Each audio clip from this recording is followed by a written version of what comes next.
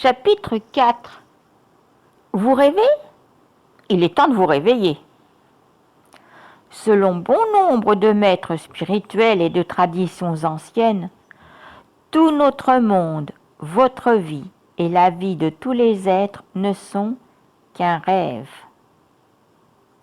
Ils ne disent pas que notre monde et tout ce qu'il contient est comme un rêve, mais qu'il est, en fait, littéralement de la même substance que nos rêves et qu'il est tout aussi illusoire. Quand vous demeurez constamment en tant que conscience, vous savez que votre vie et le monde ne sont pas la réalité que vous pensiez. Ils sont un rêve. La vie est un rêve. Nous rêvons que nous sommes une personne qui vit dans un monde que nous pensons réel. Nous ne nous rendons pas compte que tout cela n'est qu'un rêve. Le monde entier, tel que nous le voyons maintenant, n'est qu'un rêve illusion qui n'a jamais existé. La vérité se trouve juste derrière le monde apparent. Nous devrions nous ouvrir à la possibilité que le monde soit un rêve. Tout change alors complètement. C'est ainsi que cela se passe. Si cette expérience d'éveil est vue comme un rêve, notre comportement change et nous constatons que la façon dont les personnages ou la situation évoluent dans le rêve change aussi. Nous sommes en ce moment même dans un rêve lucide. Une partie de ce rêve est ce que nous appelons le mental, le corps et l'univers. Comme le rêve forme un tout homogène, il est quasiment impossible d'en sortir. Quand vous rêvez la nuit, votre mental crée votre corps.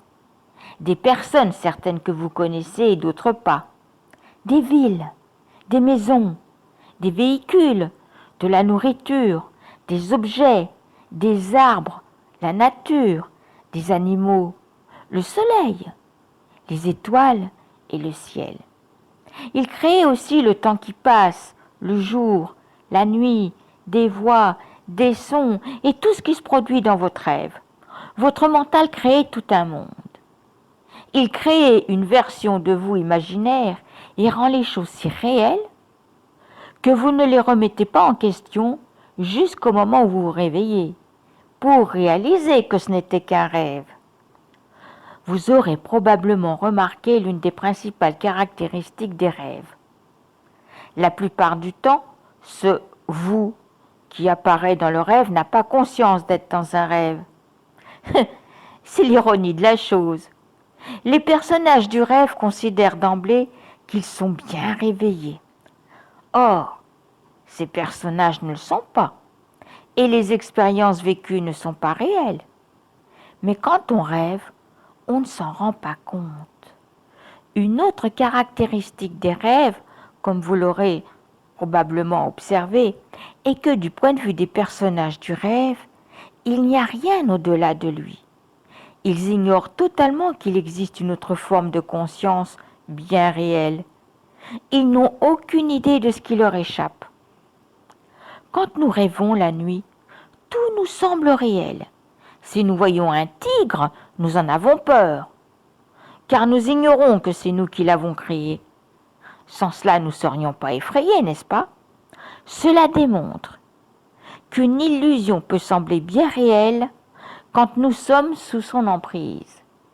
Mais quand nous prenons conscience de sa nature illusoire, nous comprenons que c'est nous qui l'avons créée. Tout en étant pleinement conscient que le monde est un rêve, vous continuez à faire preuve de respect envers lui ainsi qu'envers votre corps physique. Vous n'allez pas sauter du haut d'un immeuble, car l'immeuble, le sol, votre corps et la gravité sont faits de la même substance que celle du rêve. Et vous vous en rendriez vite compte. Comme l'a dit un maître, si vous venez me pincer dans un rêve, je le sentirai. Dans un rêve, 10 ans peuvent passer en moins d'une minute. Vous pouvez avoir un bébé et l'instant d'après l'emmener à l'école. Quand vous vous réveillez, vous réalisez que le corps dans le rêve était une illusion. Vous constatez que le temps auquel il était soumis était lui aussi une illusion, mais que, du point de vue du rêve, il semblait réel. Si l'on prend l'état de rêve par exemple, on peut faire un rêve qui s'étend sur 50 ans. Mais quand on se réveille, on réalise qu'en fait, il ne s'est rien passé. Cela ne semblait réel qu'en raison de l'identification à la conscience de l'état de rêve. De même, l'état de veille n'est qu'un jeu extrêmement convaincant produit par la conscience. Les lois de la physique sont celles qui s'appliquent à ce rêve éveillé. Quand on rêve la nuit, les lois de la physique sont différentes, et c'est ce qui explique que l'on puisse voler la nuit. Peu importe ce qui se passe dans le rêve de notre vie terrestre, la fin est la même pour tout le monde. Nous finissons tous par nous réveiller pour découvrir que ce n'était tout simplement qu'un rêve. C'est la raison pour laquelle les maîtres spirituels nous invitent à nous éveiller, c'est-à-dire s'éveiller à l'illusion et se rendre compte que tout cela n'est qu'un rêve. Quand nous nous éveillons à cette réalité, nous découvrons que personne n'a jamais été blessé, que personne n'a souffert et que personne n'est mort. Tout comme lorsque vous vous réveillez complètement terrifié après avoir fait un cauchemar, pour réaliser avec soulagement qu'en réalité, personne n'a été blessé, qu'il ne s'est rien passé d'horrible et tout ce que cela n'était qu'un rêve. Si vous pouvez aller au cinéma voir un film de guerre, souffrir et dire en sortant « Quel film magnifique !» Vous pouvez aussi prendre cette vie comme un long métrage, fait d'images cosmiques. Soyez prêts à faire toutes sortes d'expériences qui se présenteront à vous et à prendre conscience qu'elles ne sont toutes que des rêves. Voir le monde comme un rêve est une pratique importante qui vous aidera à briser son apparente solidité. S'éveiller. La plus grande guérison, c'est de s'éveiller à ce que nous ne sommes pas. C'est comme si votre regard passait d'un objet à l'autre. C'est aussi subtil. C'est comme expirer. Quand vous serez prêt, vous le ferez. Ne dites pas que vous ne serez jamais prêt. Ne pensez pas que c'est impossible. Cela arrive partout autour de vous, à des gens comme vous. Ce qui les affectait avant ne les affecte plus. Ils continuent à vivre leur vie et rayonnent de joie. Ils se sentent bien, quoi qu'il arrive. Ne soyez pas jaloux et ne doutez pas d'eux. Devenez ainsi vous-même et vous connaîtrez la joie. Et quand vous connaîtrez la joie, vous ne comprendrez pas pourquoi vous avez accepté aussi longtemps de vivre autrement. Je sais que pendant des dizaines d'années de ma vie, j'ai été endormie. Je le sais, parce que je peux dire précisément à quelle date, à quel moment et dans quelles circonstances je me suis réveillée pour la première fois. Depuis cet instant, j'ai eu de nombreux petits moments d'éveil et un autre éveil de grande ampleur. S'éveiller, c'est comme sortir du brouillard, quand le ciel s'est soudain dégagé et que vous voyez clairement tout ce qui est. Certaines personnes se sont éveillées en étant allongées sur leur canapé, d'autres en se dirigeant vers leur voiture dans un parking, d'autres encore en entendant le chant d'un oiseau, la parole d'un maître ou en lisant un livre. Beaucoup se sont éveillés après avoir vécu un événement terrible, ou alors qu'elles traversaient une crise personnelle, à un moment où leur vie touchait le fond. Et pour chacune d'elles, ce n'est qu'au moment où elles se sont éveillées qu'elles ont réalisé qu'avant elles étaient endormies. La plupart des êtres sont assoupis et l'ignorent. Ils sont nés endormis. Ils vivent dans leur sommeil. Ils se marient dans leur sommeil. Ils conçoivent leur progéniture dans le sommeil et ils meurent sans même se rendre compte qu'ils ont passé leur vie endormis. Ils vivent une vie machinale, ont des pensées machinales, généralement celles des autres, des émotions machinales, des réactions machinales, et ils agissent machinalement. Ils ne saisissent jamais le charme et la beauté de cette aventure que nous appelons l'existence. Notre mental fonctionne de manière mécanique, un peu comme un programme informatique. Alors, si nous sommes gouvernés par notre mental, notre vie est mécanique. Si l'argent vous a toujours manqué, c'est à cause du mental machinal qui vous répète en boucle les mêmes idées de manque d'argent. Vous donnez du pouvoir à ces pensées en les croyant et continuez ainsi à faire l'expérience du manque d'argent. Voilà comment fonctionnent les pensées créées par le mental qui nous limitent, alors que la conscience n'est qu'abondance. Quand vous vous éveillerez et commencerez à vivre votre vie en demeurant dans la conscience, votre vie sera merveilleuse, au-delà de tout ce que vous pouvez imaginer maintenant. Le monde vous apparaîtra dans toute sa splendeur, débordant de beauté et d'amour, et vous verrez très clairement tout ce qui est comme il faut, à sa place, et que tout va bien. Lorsque nous laissons le mental être aux commandes de notre vie, nous ne percevons pas le monde tel qu'il est réellement.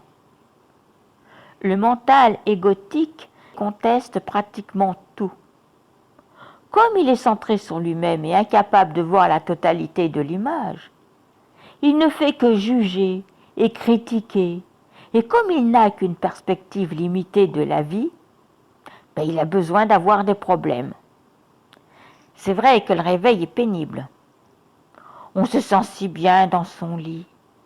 C'est agaçant de se faire réveiller. Voilà pourquoi le sage gourou n'essaie pas de réveiller les gens. J'espère que je vais être assez sage et ne faire aucune tentative pour vous éveiller si vous êtes endormi. Cela ne me regarde vraiment pas. Même si je vous dis parfois « Réveillez-vous !» Nous avons tous le même but dans la vie.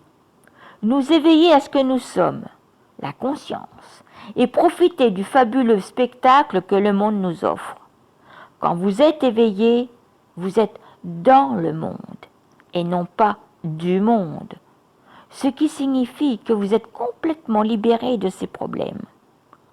Comme je l'ai indiqué dans le chapitre précédent au sujet de la pratique de la conscience en 3 étapes, la dernière étape consiste à demeurer en tant que conscience et à ne plus se laisser happer par le mental et l'ego. Certaines personnes s'éveillent subitement et restent en permanence dans cet état d'éveil, tandis que d'autres s'éveillent progressivement. Tous s'accordent toutefois à dire que le processus d'éveil continue à s'approfondir sans fin. On ne peut plus dire « c'est réservé aux saints ou aux moines zen ». Il faut plusieurs vies pour y arriver. Ou encore, c'est pour les pratiquants spirituels sérieux, les gens qui ne savent pas profiter de la vie, ou ceux qui ont telle ou telle croyance. Sachez que c'est aussi pour vous que vous pouvez établir dans cet état et vivre une vie merveilleuse. Vous n'avez pas à l'obtenir, ni même à le mériter. C'est libre d'accès, toujours là. Ce n'est pas une récompense, c'est inné. C'est en vous éveillant à ce que vous êtes réellement que vous mettrez fin à toute négativité et connaîtrez un bonheur permanent.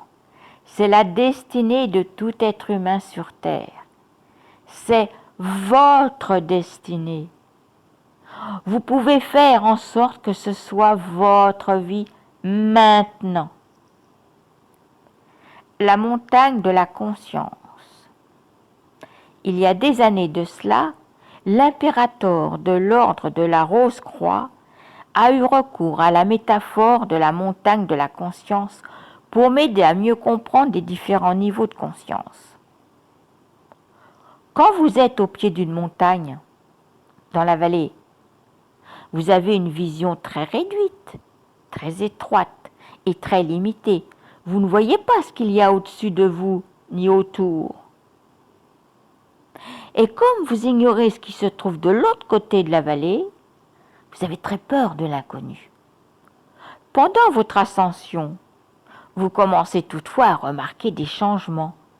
Plus vous grimpez, plus votre vision des choses s'élargit, parce que vous voyez plus loin, au-delà de ce que vous ne pouviez apercevoir quand vous étiez au pied de la montagne. Et en prenant un peu de hauteur, les choses vous semblent différentes, parce que vous les percevez beaucoup plus clairement. Vous avez toujours des craintes, mais beaucoup moins que lorsque vous étiez encore dans la vallée. Et en poursuivant votre ascension, vous constatez que l'atmosphère est différente, de même que la végétation, et que vous voyez encore plus loin qu'avant. À cette hauteur, la vie vous semble très différente, et comme vous percevez maintenant toutes sortes de choses qui vous étaient cachées, vous avez moins peur de l'inconnu. Et une fois arrivé au sommet de la montagne, vous voyez le panorama complet. Il n'y a absolument plus rien qui demeure caché. Votre vision du monde et au-delà du monde s'étend dans toutes les directions. Vous voyez les gens dans la vallée et leur vision limitée, et vous savez, de là où vous vous trouvez, qu'ils n'ont aucune raison d'avoir peur. Vous voyez aussi tous ceux qui en sont à différents stades de leur ascension de la montagne, ce qui limite encore leur vision. Tout là-haut, au sommet de la montagne, vous voyez la beauté et la perfection de tout ce qui est. Vous voyez que tout est à sa place et que personne n'a de raison de s'inquiéter ou d'avoir peur. Le spectacle, la merveille et le mystère de la vie qui vous sont révélés sont tout simplement d'une magnificence absolue. Et quand les gens dans la vallée verront toute cette splendeur, ils seront eux aussi libérés. Quand nous sommes au sommet d'une montagne ou que nous regardons les étoiles, nous éprouvons un sentiment d'infini, ce que nous sommes vraiment. C'est pourquoi tant d'êtres aspirent à le connaître. À un niveau de conscience plus élevé, plus rien de ce qui constitue ce mental personnel n'a d'importance. Vous vous tenez sur la montagne de votre propre être, tout en étant les nuages qui passent en dessous. Là où vous êtes, plus rien n'a d'importance, plus rien. Absolument plus rien. Et tout n'est que perfection. Maintenant que vous savez qui vous êtes, vous avez commencé à vous éveiller. La seule chose qui vous empêche encore d'être en permanence ce que vous êtes réellement, c'est votre mental. Votre mental possède des pouvoirs fabuleux dans le monde matériel. Il peut en effet produire toute chose matérielle, tout événement ou toute circonstance que vous désirez. Mais si vous croyez à ces pensées négatives, ces pouvoirs créatifs se détournent contre vous. Le mental ne pose aucun problème en soi. Il ne devient gênant qu'à partir du moment où vous le prenez pour ce que vous êtes. Lorsque le mental essaie de parler à votre place, souvenez-vous que la voix que vous entendez dans votre tête n'est pas vous. Votre mental n'est pas une entité réelle, c'est un processus mécanique. Il est en fait uniquement de pensées provenant de programmes formés par les croyances qui sont stockées dans votre mental subconscient. Le mental subconscient, l'endroit où sont entreposées nos croyances, nos souvenirs, les traits de notre personnalité, nos automatismes et nos habitudes, ne fonctionne pas différemment qu'un ordinateur, en ce sens qu'il est totalement mécanique. votre mental subconscient reçoit des informations du mental conscient, c'est-à-dire de votre intellect, et accepte toutes les informations qui lui sont transmises. Le mental subconscient ne fait pas de distinction parmi toutes les informations qui lui parviennent.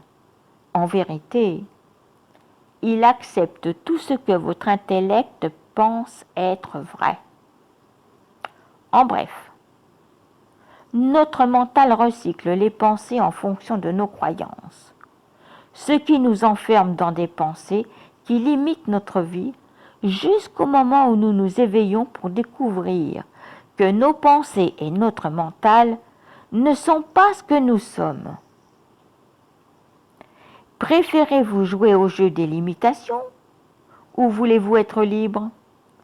Cette simple question est une clé pour abandonner l'obsession d'être un corps-esprit limité et l'histoire que vous vous racontez à vous-même et aux autres selon laquelle vous êtes un corps-esprit.